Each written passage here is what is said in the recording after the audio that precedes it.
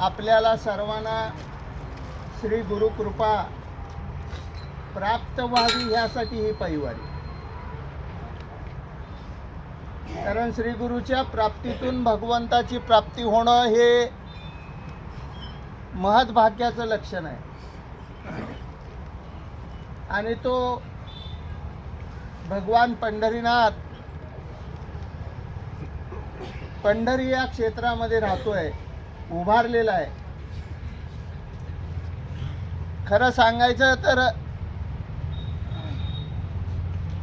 रामकृष्ण आदी दशावतार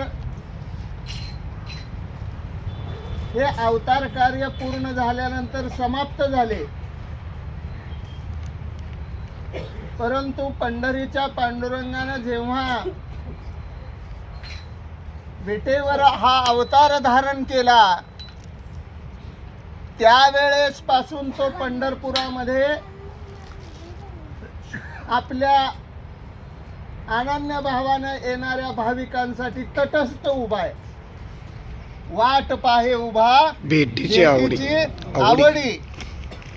म्हणून हे पंढरी क्षेत्र निवडलं. कारण पंढरी क्षेत्र ही पुण्यभूमी आहे. पंढरी पुण्यभूमी भीमा दक्षिण वाहिनी. लक्षात घ्या, ही पुण्यभूमी तर आहे. चंद्रभागासारखी सलीला पवित्र तीर्थ आहे.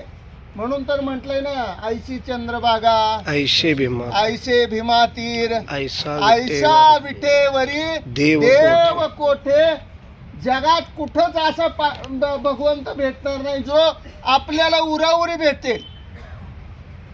वारकरी संप्रदायाचं आराध्य एवढं सोपं आहे की त्या भगवंताला भेटण्यासाठी कुठलाच आडपडदा अथवा कुठलाही अडथळा अजिबात नाही.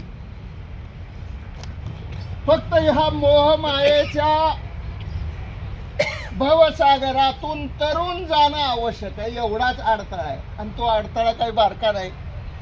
मोहमायेतून तरुण जाऊन मग भगवत प्राप्ती करणं हे फार कठीण काम आहे.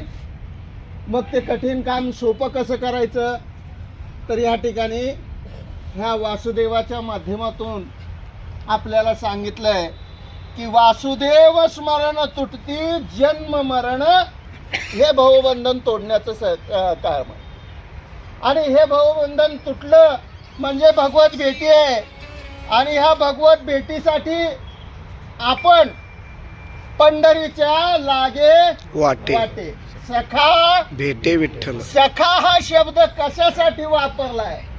ज्याच्या भेटीतून सुखाची अनुभूती प्राप्त होते अथवा ज्याला पाहता सुखाला आलिंगन प्राप्त होतं, भेटतं, मिळतं, अशी भावना निर्माण होते, त्याला सखा असा शब्द वापरला.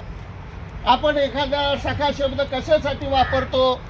एखाद्याला भेटलं की आपल्या मनातल्या अनंत दुःखाला जेव्हा विश्रांती मिळते, अनंत विचारांना जेव्हा शांती मिळते, तेव्हा आपल्या चित्तामध्ये जो आनंद जागृत होतो त्याच आनंदालाच परमानंद असा शब्द वापरलाय.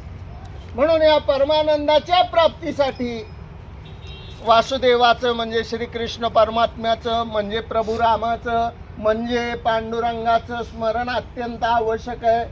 आणि हेच स्मरण करत, ह्याच नामाचा गजर करत पंढरीच्या लागे वाटे सखा भेटे विठ्ठल ह्या न्यायानं त्या पांडुरंगाला भेटायला जाणं ही खरी पायीवारी.